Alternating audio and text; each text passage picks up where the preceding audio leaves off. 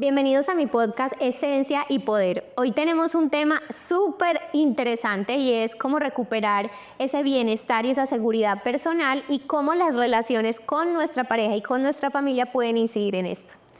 Wow, recién me contabas sobre esta paciente detrás de cámara y es increíble cómo la falta de autoestima y diferentes procesos te pueden llevar a no tener esa seguridad personal necesaria para hacer grandes cambios. Cuéntame un poquito.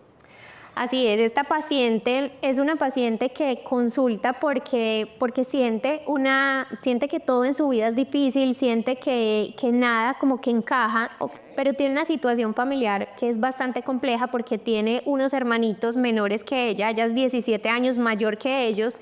Y de alguna forma su madre la responsabiliza por sus hermanitos porque la mamá también trabajaba, ella también trabaja, pero la mamá asumía que ella tenía que ser como la responsable de sus hermanitos y la empieza a responsabilizar por lo que ellos hacen, por el aprendizaje de él y altera completamente como el rol que tenemos que jugar. Y eso hace parte también de como alterar el rumbo natural de la vida. O sea, la mamá le exigía a la hija que sea mamá. Que fuera mamá de sus hermanitos y eso obviamente la pone a ella en un rol que no le corresponde y eso altera el ritmo natural como de la familia.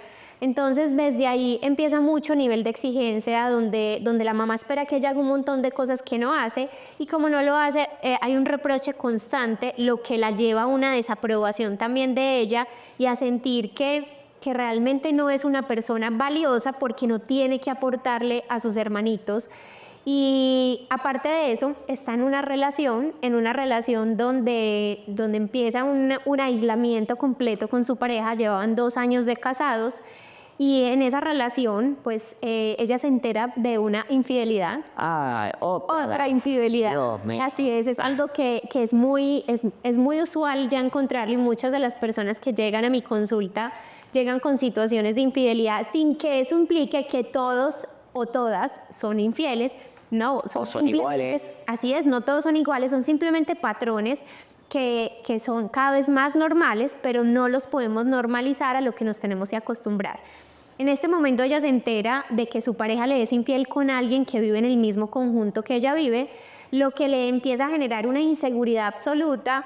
Entonces empieza como a luchar con esos dos lobos, si pudiéramos decirlo así, el lobo de su mamá en esa exigencia por responder por sus hermanos y la pareja donde se supone que debería ser su red de apoyo, no, se convierte también en un problema y esta persona empieza también a exigir un montón de cosas donde ella dice, todo esto me empieza a sobrepasar. En ese momento ella dice, yo creo que me debería separar porque yo no quiero estar con una persona que no me es fiel porque hacía parte de los acuerdos que habían tenido en la relación. Y en ese momento ella me dice, yo quiero tomar la decisión, pero no soy capaz. Wow. Y en ese no soy capaz también es otro de los miedos más normales, más usuales que encuentro en los pacientes y es el miedo desde lo económico, porque ella me dice, siento que me quiero ir, pero yo gano bien, pero no creo que me pueda dar una vida de independiente a la que estoy acostumbrada, a la vida que él me da. Entonces, como que sigue ahí inmersa dentro de esa relación y aún en insatisfacción sigue alimentando esa relación. A eso se le suma otro componente adicional y es que ella quiere ser madre. Entonces me dice, yo quiero ser madre, pero yo ya no sé si quiero que él sea el papá de mi hijo. Y en ese momento ella también me dice, tengo una situación súper difícil porque nosotros ya tuvimos un embarazo y yo aborté y en ese momento que aborté también con esta pareja, yo creo que ya no puedo tener hijos. Y claro, en ese momento ella dice, ya esta persona no va a estar en mi vida, aparte de eso no puedo tener hijos y tengo la responsabilidad de mis hermanos, pues son 3 factores que si ves todos están enlazados.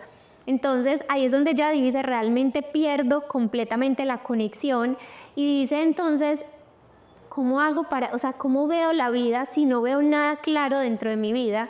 Y empezamos a trabajar en todo ese proceso de terapia, empezando con un proceso de sanación, y es ese proceso de sanación empezando desde el aborto, empezando desde ese cierre de ciclo que hay que hacer con esa persona en el que se interrumpió la vida, y empiezan a pasar un montón de cosas muy bonitas también con ella cuando decide cerrar ese ciclo, cuando decide hacer ese cierre energético también de ese aborto. Wow. Empiezan a pasar cosas en la vida de ella.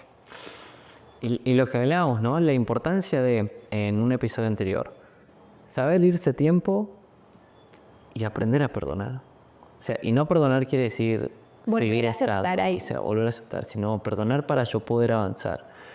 En todo este proceso me hablabas un poquito sobre cómo esto despierta esa inseguridad y esa dependencia de una aprobación externa, ¿no? O sea, bueno, se me suma lo de mi pareja, más se me suma lo de mi madre. ¿En qué áreas empieza a afectar esto? Nosotros somos seres integrales y cada una de las perspectivas de nuestra vida están todas interrelacionadas. Entonces, cuando tú empiezas a tener problemas en tu relación de pareja, eso empieza a entrar también a tus relaciones de amistades, a tus relaciones familiares, empieza a entrar también en tu trabajo, empiezan a entrar en todos los aspectos.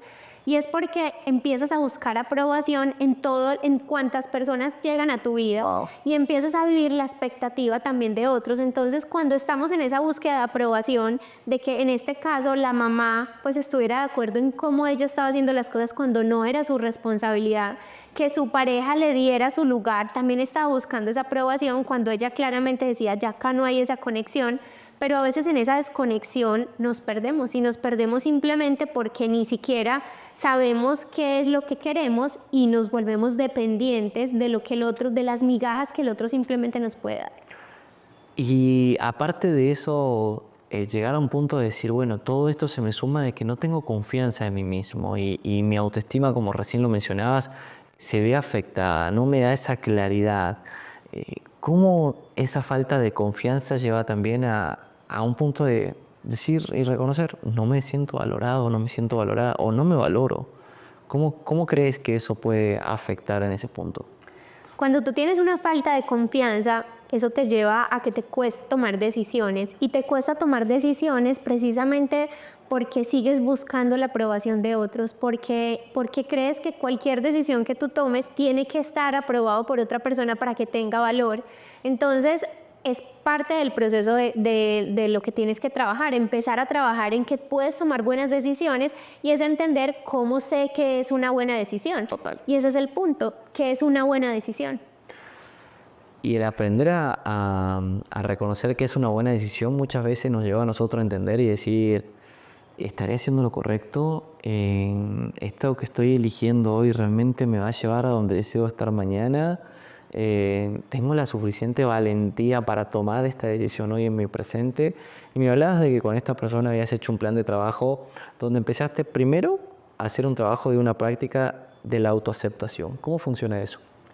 Estas prácticas de autoaceptación funcionan a través de afirmaciones diarias. Okay. Y es esas afirmaciones que tú sientes que te conectan con tu centro y lo hablamos en episodios anteriores. Es muy importante cuando tú empiezas a trabajar afirmaciones, conectar mente con corazón. Cuando tú lo haces desde el corazón y conectas esa afirmación, que la vivas, que la sientas, en ese momento la afirmación empieza a tomar sentido. Entonces, ese primer paso es esas afirmaciones positivas de lo que tú crees que tienes que hacer cada día, de esa versión que tú quieres alimentar día a día, porque eso es lo que tu mente va a ir tomando como esa nueva realidad.